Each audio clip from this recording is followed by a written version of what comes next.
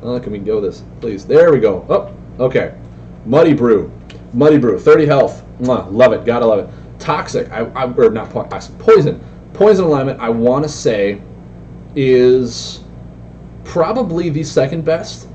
In my opinion, the alignments that I want superiority for are going to be Shadow, then probably Poison, then Death. Shadow has a lot of stuff where it utilizes Shadow that's on board, you know, back in the day with Night Lurker, Tentacles, all this stuff. Shadow's like, it's, in my opinion, just the best alignment for Dread to have. Poison is the one that does all the damage, all the consistency stuff. It doesn't really utilize playing double damage unless you're going super aggro on your buffs to deal all this fun poison damage. And the Death, I just think like Death is one of those where you're fine laying one Death card a turn. It doesn't matter. Death is more of their healing aspect if you want to look at it that way. So like unless you're in a very tight spot or playing very defensively, you're not really worried about playing 2 Death cards a turn. I mean, laying Soul Trader and the one that eats your buffs and heals you for 5, like that big spike heal, sure. But if you need to lay those 2 Death cards in one turn, you really need to start thinking about how to prevent yourself from dying that quickly. Or if you're just facing a lot of heavy aggro decks, if you're relying on spike heals, maybe you need to rely on more Colossi artifacts so that they can only deal 4 damage with stuff like that. Just my opinion. Just giving my feedback on these cards. Alright, Muddy Brew. His ability. Deal damage to another hero equal to the number of poison buffs you have in play. This can only be used once per game. Now, these once per game abilities, I think, are going to have...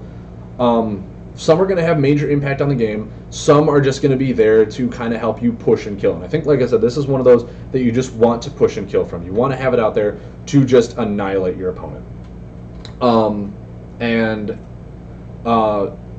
Having that for that major push damage, like with him, like I said, Poison, if you're going to be hyper-aggression, like this guy wants to be, I think his ability works really great for him. I haven't looked, like I said, too much into what the Kindred Poison cards are, what they all do, all that fun jazz. I really hope that it's major hyper-aggression. I know Spectral Widow is one of them that I saw that I was just super amped about, where it just goes through all the damage prevention stuff. A lot of the Poison cards, for even Mantic Spitter, 5 damage, but it's not a buff, so it's like, okay, it's an attack card. Do you really want to be aggressive with Poison? But having this ability in a lot of these decks with, you know, Poison cards, helping you draw cards, helping you do a lot of tick damage, having a lot of 4-corner buffs for Poison, which means they're going to stay out there a long time. Some of them are even consistent buffs for Poison. So being able to like lay all your buffs and then late game have them like all rotate and deal tick damage and whatnot, put your opponent at like, they can go from 16 to 5 in one turn with all these Poison buffs, with all this stuff. You have Putrid Shaman, obviously, you know, that card, that kind of stuff can increase your hero power, but it does increase all the small ticking damage that Poison does. So having just all these small ticking damage just amplified with Putrid Shaman being another Poison buff out can bring your opponent into a major devastation part where they just didn't even see it coming because they're sitting there trying to do all the small micro number math, and all of a sudden they're, like I said, from 16 down to 5. And like, whoa, that was way more than I thought was going to happen. Use your ability, you have 5 Poison buffs out, done. Or even if it's just, you know, 3 damage, Mantic Spitter, because you have Poison. You're playing a Poison-heavy deck. I really like Muddy Brew. I really think he's a very unique hero. Like I said, he doesn't held a whole lot to a lot of deck edits, a lot of different archetypes where you can swap him in and out. I feel like he's one of the heroes that will be, you build a deck around him, rather than you build a deck and then find out which hero fits well for it. I feel like he's a hero where you build a deck around that hero. But his ability is just, it's a really solid, strong ability for those hyper-aggression decks. And you didn't see much of those in Dread recently because Dread always played Sicario. They always want the long game buffs. They want all this stuff. So having Dread go into the more hyper-aggression, I think is going to be really fun to see. So I'm going to put him at a 4-star rating. Because, like I said, haven't looked too much into it. You can do several family-oriented stuff. You have Undead. You have Umbron. You have even a little bit of Chimshu in there. You have all this fun stuff. Kreeble, I think, is also in Dread. So having a very vast variety of family cards to add in there, doing different stuff with those families, could be fun to experiment with that, as long as you stick heavy in the Poison-oriented to deal a lot of damage with your Poison buffs. And there are so many good Poison buffs just within Mythical and Awakening that without Kindred, he's still a solid hero to get. Still a solid one to build around. But I mean, just his ability for that big spike damage. You know, use it once a turn, but you're only going to be using it for the killing blow mostly. You never want to use it when you're like, when it's at 10, you're like, oh, I'm going to bring it down to 5. Okay, pass. And it's like, well, now I'm at 5. There's a lot of cards in there that's like, if I'm below 15 health or even below 10 health, I get all this extra stuff to kind of bring me back into the game. So it's one of those, it's definitely an ability where your opponent is always going to be afraid of like literally being at 15 health, because of how much stuff Poison has to do with damage-wise, and using your ability, even for 3 or 4 damage, is still good. Anything that really does above 3 damage with an ability, in my opinion, is phenomenally good. This one has no condition other than you have to have the buff set, so I guess it does have a condition to it. But doing it even for 3 damage, then Mantic Spitter for 5, 8 damage, along with all whatever your buffs did. So like it has that very spike potential damage that your opponent always knows is there, is always aware of it, and is always going, okay, when's he going to use it? Like he can only use it once, so as soon as he uses it, I'm fine. But at the same time, you're like, when's it going to happen? When's he just going to kill me? Am I always going to be afraid? They always have to kind of keep doing math in their head, which slows down their turn, slows down their logic. They got to keep themselves in a spot where even if it's like, hey, all this, just me rambling once again on this card, love it so much. If you have a bunch of buffs, let's say you have 4 buffs out for poison, they all tick. You bring them down to like 9. 9, whatever. Use your ability for 4 damage. Bring them down to 2. Say, okay, there. Use the ability. Good. Or no, not yet. Not yet. Rewind. Got to play my whole scenario back. So they have 4 buffs out. So bring them. The buffs tick. Bring them down to 9 because you have the 4 buffs in play. Or no, bring them down to 5 for 4 buffs. You lay a Draga Hoarder for 1 damage. Use your ability for 5. That's 6 damage. Kills him. Done. Like it's those things where it's like, okay, maybe he's like 1 off lethal. Maybe he doesn't have a poison buff in his hand. It's an ability, rewinding, re-talking, all this stuff. I'm going to be rambling a lot. I'm going to keep repeating myself. I hope you guys are okay with that. Like I said, I love my voice. I hope you guys do too. That when it's an ability that everyone is aware to be aware of. It's an ability where it's not hiding. It's right out on the board. Anyone can look at it, which means they always have to be conscious about, okay, this guy is going to have some insane spike damage near the end of the game.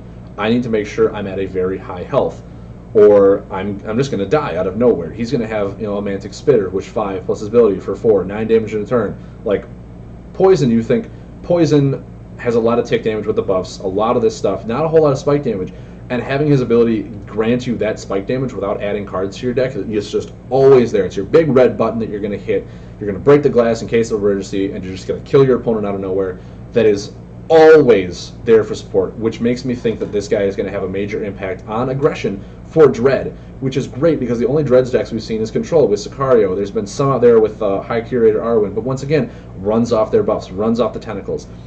There hasn't been a whole lot of poison dealing stuff like that outside of like maybe General Carnage, but even then you're using the poison aspect for drawing cards with the Noxious Assassins. So I want to say this guy is going to really bring a new element into the game for poison to really open Dread up past its Sicario oriented block where everyone just goes with that card because it's just such a good card that I think that this guy is gonna bring new archetypes into Dread, which I'm super excited about. All right, next card. Maybe I really need to start. All right, Banshee. Sorry, not Banshee. Banshee. I wonder if Benny is named after this card. If he just like wore a hat one day and you're like, hey dude, we're gonna make you into a cute little ghost puppet. What do you say? He's like, no, doing it, drawing it, and they just went with it. Anyway, 31 health, spot on, love it. Gotta love anything that's below 30 or above 30, because it really means that you're playing a certain archetype or you don't die immediately to aggression because you're so low. His alignment, like I said, not the best one. Haven't done a whole lot with Dread, so I don't know what Kindred offers to Dread just yet. But like I said, I think it's one of the worst ones for having superior elements in it, unless you're building a very heavy Death deck. So we'll see what Death has to bring with Kindred. I really hope it amps it up because Shadow has been superior in it so much. Poison was really the only other good one. Death did not have a lot outside of defense and healing, so I hope that this guy can bring some up. So his ability it's a consistent ability, which is awesome. It's not one of those where it's a one-time use. It's an ability that takes up half your turn to use. It's just always there. Reduce damage received from attacks by 1 while you have 3 or more death buffs in play. Now I think that's awesome because once again I backtracked. I told you a little bit my opinion of Dread, what the alignments are. Death is one of those where it's damage prevention, it's healing, it's all this stuff. So with his just consistent ability from attacks, obviously with your Wall of Bones prevents your tick damage from your buffs and all that stuff, brings you the healing you want. So having this just from attacks is completely fine. Completely fine. No one cares about buff damage, which is why your Wall of Bones are there, which is why all this stuff is going to prevent you from that consistent damage that you are aware of what's on the board. It's the attacks that you want to be prevented from.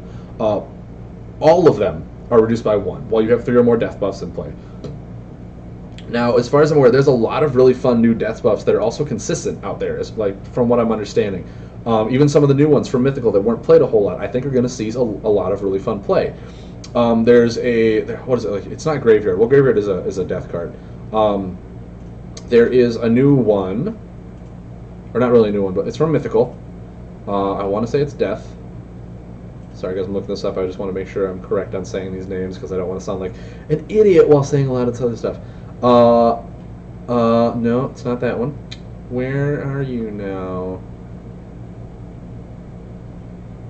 Why am I just not looking into death? Alright, what is the buff I want to find? Where are you? I guess it's not in death.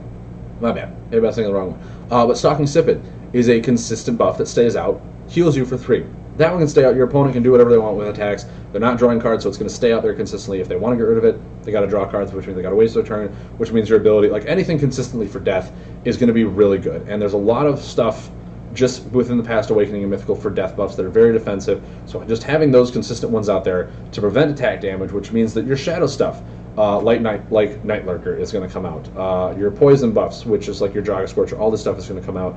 To have, not Draga Scorcher, Draga Hoarder. Sorry, I'm like I said, names bad with. I know what the abilities do. Just kind of bear with me here. Maybe if I have to describe a card through the ability, I hope that's okay, and you guys can find it in the database, and we can talk about it. If you guys want to share the names with me, so I'm not sounding like a dum-dum, go for it. I'd love to hear it. But yeah, I think that this guy, he's going to be one of those heroes that mildly you build the deck around. You build the deck around and based on your shadow cards, what you want to do with the deck. But he's not an integral hero where you build the deck around him. He's going to be one that you put in based on how you want the deck to run. If you want it to run with a lot of death cards, put it in, be death superiority, play really slow, have your really big buffs out there to prevent you from taking damage, healing you, all this other fun stuff. Really, it's a delay game, more controlling type hero. I want to say, God, you know, I'm gonna put him at a 3-star rating, just because he's very defense oriented, very, you know, prevent your opponent from dealing attack damage to you. Shadow is very healing, or not Shadow, Death is very healing, very damage prevention. It's a very defensive alignment, and being mastery in those just tells me that you're going to want to sit there and you're going to want to tank up for a long while, and you're going to let your shadow buffs and your poison buffs, or shadow cards and poison cards, deal most of your damage, but you want to have those buffs out to really just stall the damage come down from aggro. You're going to see it, like if the aggro meta comes up, you're going to see him in, because he's going to stall aggros from attack cards. He's going to do all this weird stuff that's going to slow down games, which is going to make aggro decks not as good. So like, he'll be a 3-star card because he's not going to have that much of an impact. He is going to be a very fluctuating hero depending on what the meta drops down to with its attack damage with aggro from tech, or any other attack, or not tech, when the aggro cards come around. He might see a spike in that to kind of climb your way up the ladder if you're seeing a lot of those. But he's not going to be one, unless I'm completely wrong. Like I said, I could be completely wrong or completely right on these cards. You never know. It's the whole beauty of the game. That he could literally just be a hero that blows us all away. Dread could be the new Sicario, where you want to delay the game until you get your other good buffs out, utilize your abilities, all this other fun stuff. Because, I mean, for all we know, what we want right now is a way to delay into the late game, because everyone's playing early rush games, and we want a hero that is very strong to help us make it there. He could be, you know, a 5-star card at that point, but right now I think just the way the game is as a whole, just looking at these heroes as what they are, I want to say he's a 3-star hero because he does not have an impactful way to win the game. He does have an impactful way to delay the game, and it's like, okay, you're really good at delaying, but how do you win? Like, if you're really good at defensive, how do you win? How do you impact the game in such a way that your opponent is afraid? Right now, you have your ability where your opponent just kind of gets annoyed. It's like, oh, I'm not doing as much damage as I could be, or my deck isn't running at full capacity just because you're preventing all this stuff. But you look at that and goes, okay, well, what does he have to threaten me then? Like, I'm not looking at Muddy Brew, where it's like, okay, I know the damage is coming. I'm not looking at buff rotation cards or anything like that, where I know that Shadow, outside of, like I said, I haven't looked at Kindred, I know that Shadow is the very defensive and healer oriented. So what kind of stuff should I be looking for which you can deal damage with? So depending on how explosive Kindred becomes with the new Death orient, I really only say he's middle of the ground stuff, where he's an annoying hero to play against, but you don't really feel afraid when you're playing against him, where he has just a potential to kill you at like 15 health, in my opinion. That's my opinion on it. All right. Next card. I'm going to take a little drink because I'm talking a lot. My mouth is dry. All right. Next card. Maybe. One time. There we go. Death, Death Shifter Zaleen. Now, I want to say she's the one that comes in the Dread starter deck, right? It's her? I want to say she's the one that comes in the Dread starter deck. So already, like, without even looking at her ability, just put my hand over it, just looking at her Dread starter deck, I'm already going to say she's above a 4-star rating. I'm going to go ahead and say that right now. I'll read her, give my real rating later, but, like, that's what I'm saying about how awesome these cards are just for the starter decks, is they're perfect. Thank you, Roxcart, or Rocket Sar 1. Am I reading that? Rocket Sar? Awesome. Yeah, just, I mean, like I said, any of the heroes that have been put in these starters have always been incredibly impactful just for the starter players to have a really good foundation to play with. So, 32 health. Mwah, love it. Alignment, Death. Like I said, not the best, but for all I know, Death could be the new Shadow come Kindred. It could be explosive, could be amazing. Ability, remove one of your death buffs in play to deal 3 damage to your target and take 1. This cannot be increased by effects. Okay. Right now, guys, this is what I'm talking about. This is an ability where you look at it and it actually has an impact on the game. You look at this and you think of Cassini from the Astral set, which was one of the top decks for the U.S. Nationals. I think it was one of the TPK's Gaming was one of his decks that he built, which he used in the PAX tournaments.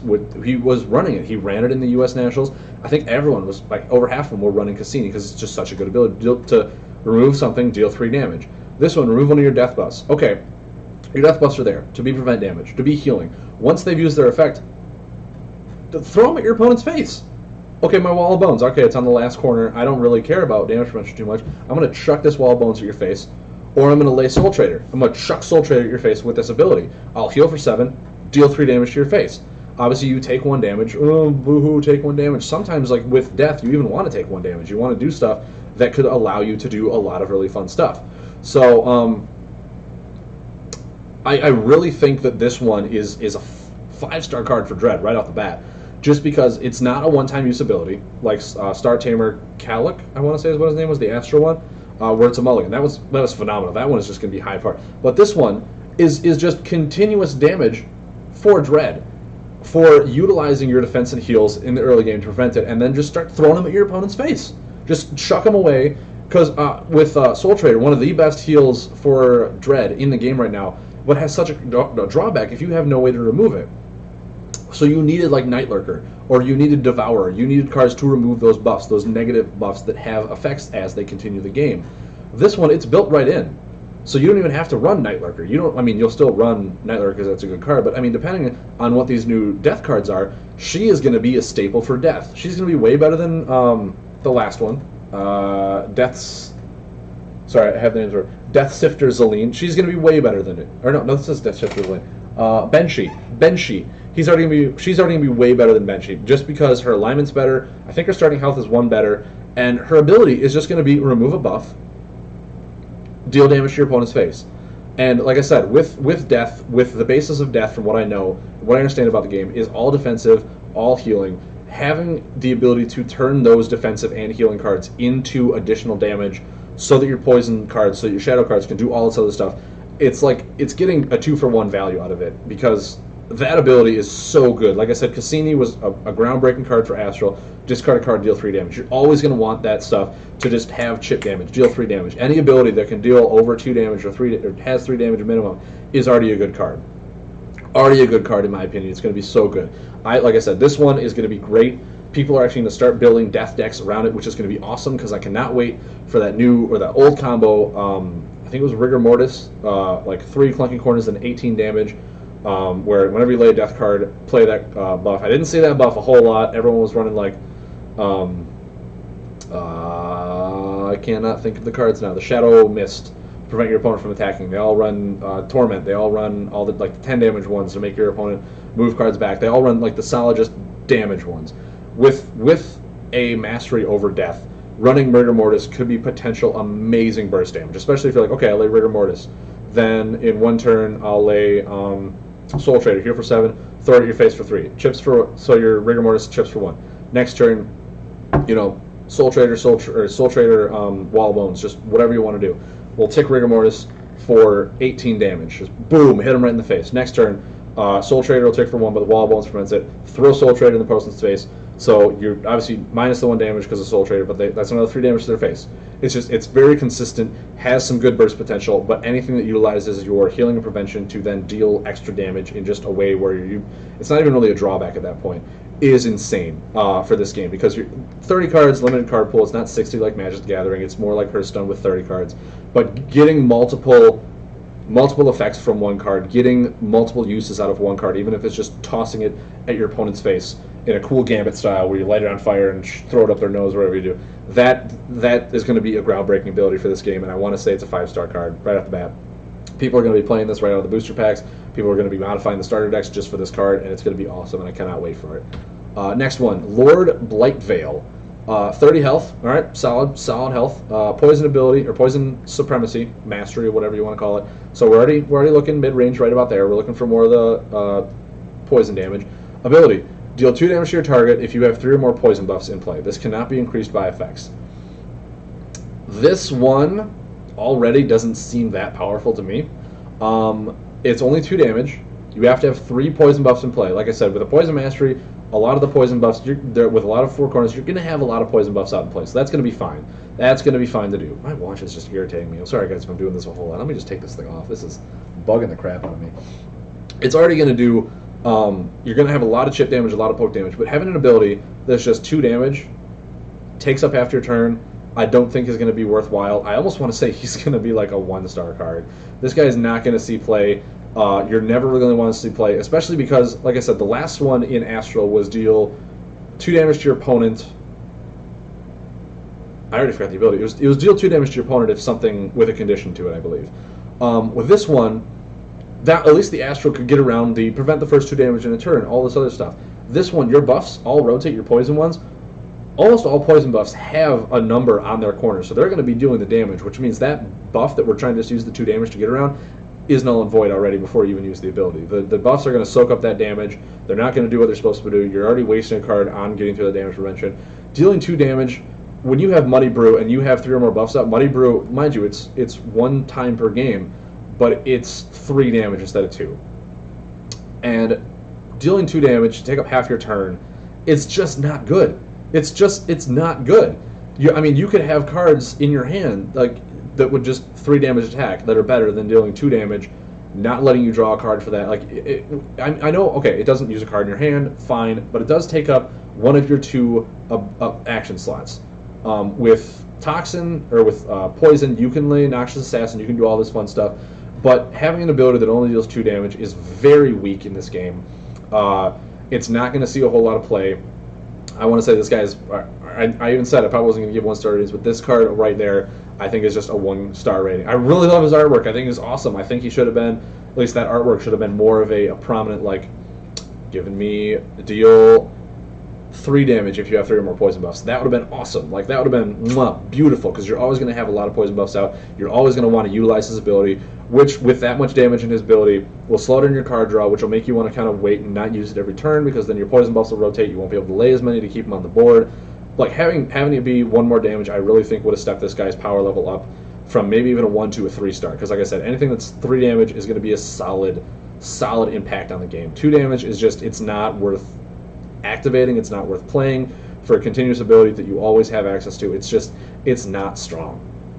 Even Night Lurker's ability to deal 2 damage, activating these abilities, and Night Lurker didn't have a condition to it. You didn't have to have 2 shadow buffs or 3 shadow buffs in play. You could activate and do a condition to increase it, but it was always a buff that was out in play that you could just deal 2 damage, make it 4 and heal for 2 if you did the condition. But this one is it's conditional, so you have to have that many buffs out, and if you don't, the ability is null and void. You can't do anything with it. I just don't see this card ever being played outside of people that only play the digital version, don't have access to a lot of the heroes, and have to run this over the other poison stuff. And even when they do, try and find a way to get Muddy Brew. These are the poison ones I'm looking at right now. There's probably better ones. Even from Awakening and Mythical, there's better poison buffs. Poison Heroes Fillet. He's not a good hero, in my opinion. You guys can fight me on it. You guys can discuss. Tell me why you think he's a good hero. What am I missing? What am I not looking at right now? But just from what I've seen in the game so far, without Kindred evaluating me, his ability is it's not a good one. It's not a good ability. Even if you equip weapons, you're going to want to use the weapon ability over his ability. So find a better poison supremacy. Like, you're going to find better heroes. All right, on to the next one. Mamba the Oracle. 30 health, poison supremacy. I'm going to go ahead and say this might already be better than the last one, even without looking at the ability. Just go ahead and say that. You store expired poison buffs under this card. When you are about to take damage that would defeat you, reduce it by the number of stored cards, then discard them. Already so much better than the last one. Oh my god, guys. First of all, it's a continuous ability, which means you don't have to waste half of your turn. Not waste. Use half of your turn. Waste is a bad term. It's very negative. I'll try not to use that card. Where your poison buffs, you're going to want to get them out there. You're going to want to lay them, do your damage, do whatever you got to do.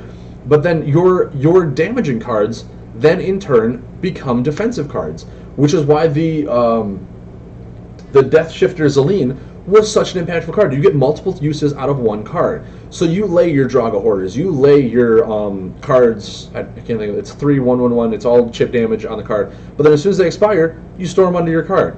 And if you would die, reduce it by that much and discard those poison cards. So yes, you won't be able to get the poison cards back unless, you know, someone removes them or whatnot. So you can't recycle your cards, but they're already adding a lot of new burden cards. They're adding a lot of this other stuff where you really don't need to worry about getting your poison cards back. But it's like, hey, at the beginning of the game, if you just lay poison after poison after poison, really start hammering down on your opponent, and then later in the wipe, it's like, okay, well, now I'm running out of this damage potential because I've used all my poison. They're starting to heal. They're starting to get me down there. But at that point, you already have like 6 or 7 cards stored under your hero if they haven't removed them.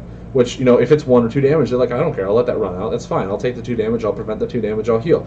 And then you have 6 cards under your hero. You get down to below your health. You prevent 6 of it. Put those 6 back in your discard pile. And then you're like, okay, well, now I'm going to lay the Death Hero. It's like heal for 3, return a poison card from your discard pile to your hand. Perfect. Now I get all this stuff to start returning my poison cards and start going ham on you again because you tried to kill me. That's when I lay, get my Wall of Bones out there. I get my Soul Traders out there. Once I'm about to die, but I don't die because it's prevented, and get them all back in the discard pile, put out your defense.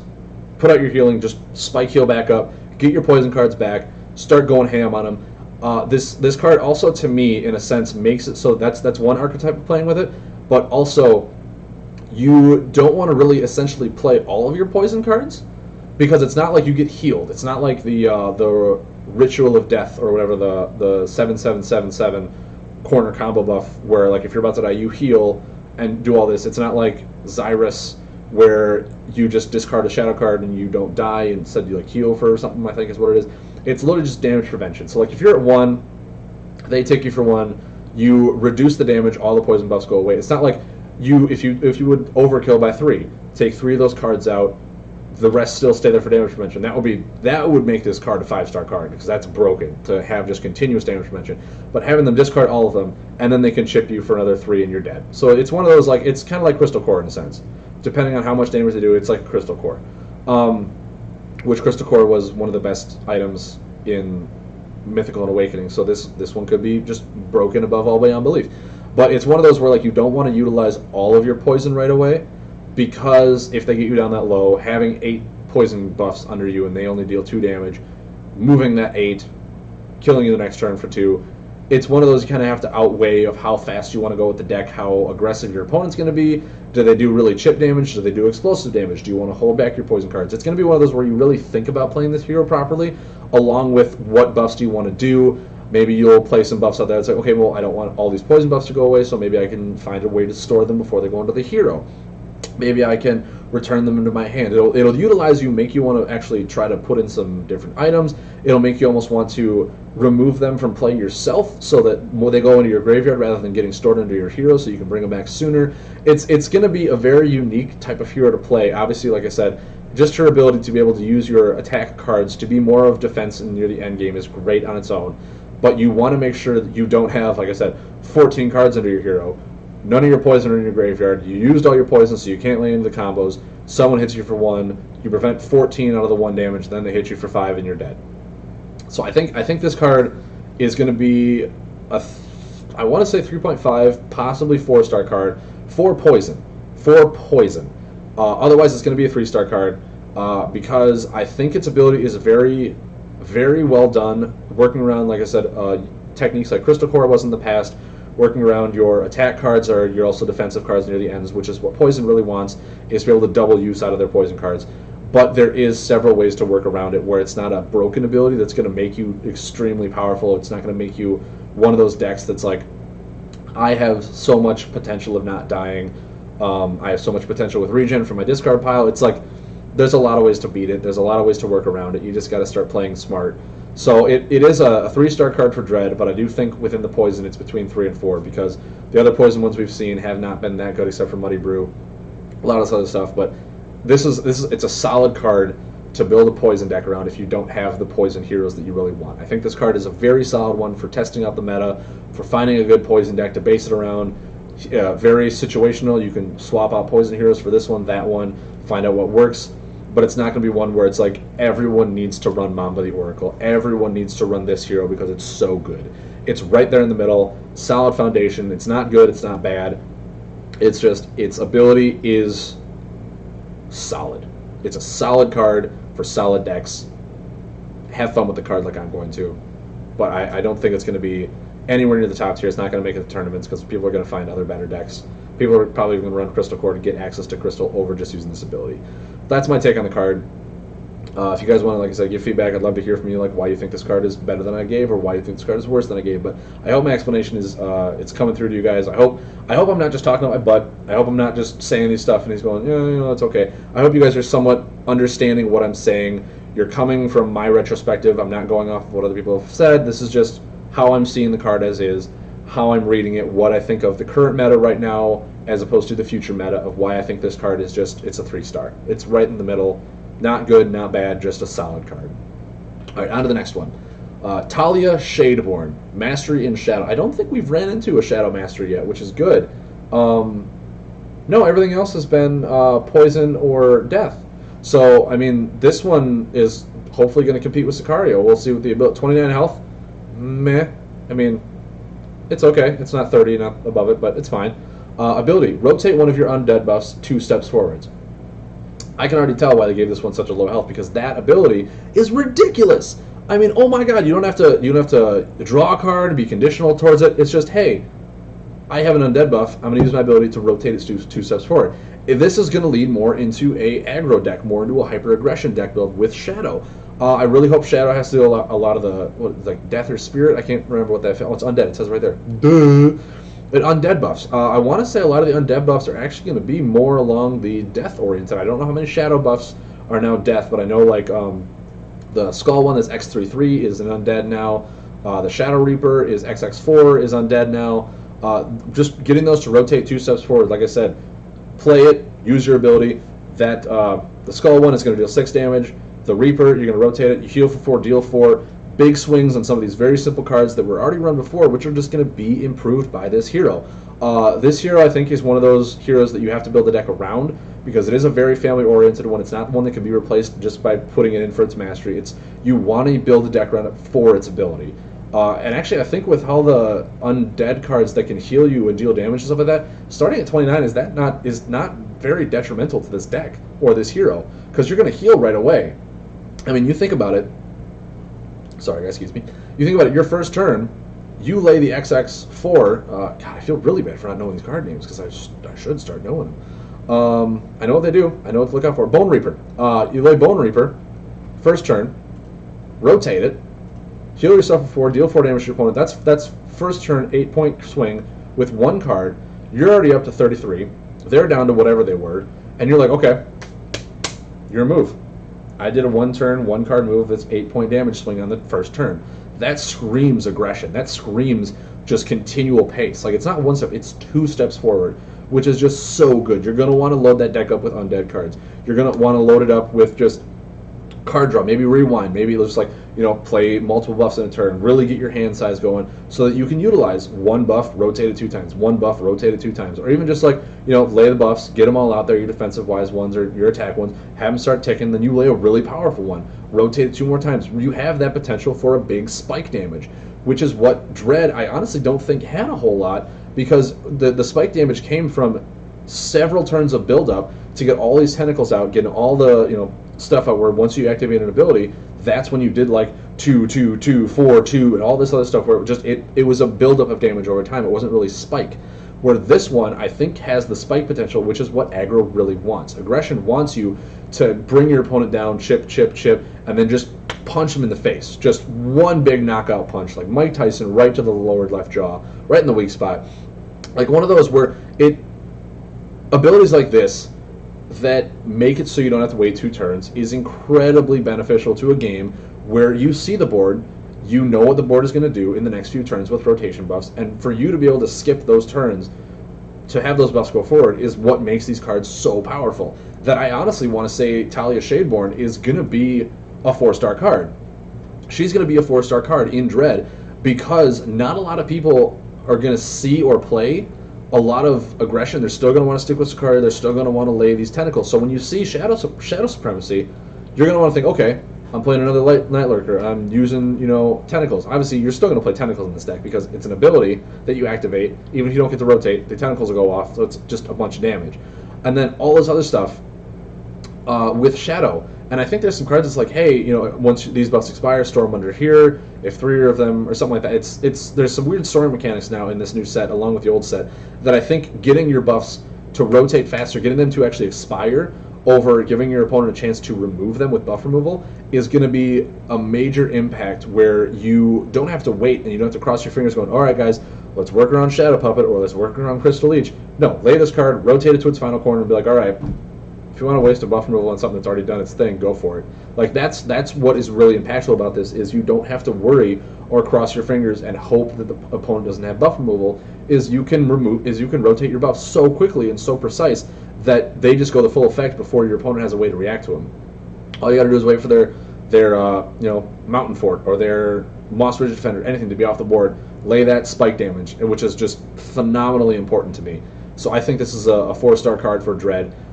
It only will rotate 1 buff. It has to be conditional buff for Undead. I want to say actually that in this one, at least from what I understand of Undead, having the Death Mastery might have been better for it, but if you're laying 1 card a turn to then use your ability, you don't care really what your mastery is for your alignment. So having it be Shadow could potentially be better, so you can, Night Lurker, Tentacle, use your ability to rotate something forward. Like, for this one, it's really difficult to tell what mastery is better for it, because if you're going to want to use your ability, you don't really care about laying 2 of the same type cards per turn, because you're going to be laying 1 card and using an ability. 1 card drawing, doing stuff like that. So, yeah, 4-star. I think she's fine. I think she's a solid card. 29 health does not really deter it that much, especially with how much health regen along with damage undead cards and all this other stuff can do while they go off. There's a fine balance between like just life point swing where it's not one person going down, it's you go up while they go down. It's a two-way swing, which is what I'm really happy with Dread. I think it's a really fun play style for Dread to have in its own unique card pool. So I think we have 1 more Dread here to go for. Maybe. Let's get this back. There we go. Xyle. Yes. Okay, Xyle. 29 health, starts a little lower, so you're going to want to think, okay, maybe aggression. 2 masteries. Poison and death. So it doesn't even have Shadow mastery. So starting to think about this, Shadow is more of a continuous stuff. We've seen Shadow in the past. Play with cards. They're continuous buffs that go out, have abilities on their own. But the ability to draw 1 card, it's just a solid ability. I mean, I don't think Dread had a card like this. I know Astral did. Let's draw a card, reveal it, do something, tech had a card. I don't know what the Toad card was, but you draw a card. Everyone had a card, I think, except for Dread, which is fine if they make this guy a Dread. Have an ability, draw 1 card. Card draw, like I said, is already a staple of any card game. You want card draw, which is why cards like Ancient Miner, cards like Spectral Guide, cards like Umbran Informant are just so powerful for card draw mechanics. Dolo was broken because he could draw cards in his own ability. So I think this guy is it's a really solid card. It's a 2 double superiority, makes it really versatile to mix it around with decks. He's not going to be a hero you build the deck around. He's going to be a hero you replace to see if a deck works properly, especially just for one while testing. If he has 2 superiorities, you could just put him in there to test, say, hey, which superiority do I really matter about, but I still want to be able to function the deck to find out, like, okay, maybe I need the double superiority, or maybe it's like I've been finding myself laying more death cards than poison. Maybe I can focus on more of a death hero. He's going to be a test hero. He's going to be a hero you test the deck out with, using his ability to draw the cards to make your deck work faster. But he's not going to see a whole lot of play. So I'm going to put him down as a 2-star card.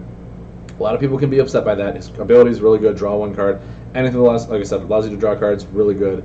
But I think his only place in the game for right now is a filler hero to test a deck out, to find out which mastery it needs supremacy over, using its ability to help you draw through the cards. He's not a play hero, he's a test hero. Is my essential assignment of what I'm trying to do with this, is that you don't play him to play on ladder, you don't play him to progress anywhere in tournaments. You play him as a staple hero to test out how your deck as a whole works if you're building a deck that doesn't require a specific hero. So you can find out what mastery you need, you can find out if you need more card draw, if you need less card draw because the ability if you didn't use it, abilities don't matter, yada yada. He's that blank card that you just kind of put there and go, okay, what card stuff on his card do I utilize the most, and then which hero should I look for that has abilities or masteries like this to put in to improve? Because he only has 29 health, so he's not even that high on health. He's literally just one of those, play the deck, get it over with, find out which hero works for the deck. That's it. That's it. So I'm going to say 2-star card just because he's really good at being a test. And the other hero in Dread that I gave a 1-star was just not good at all compared to him. 2-star card, I think he's worth crafting just to get your deck tests if you don't have the heroes. Find him for mastery, find him for card draw. He's okay. He's okay.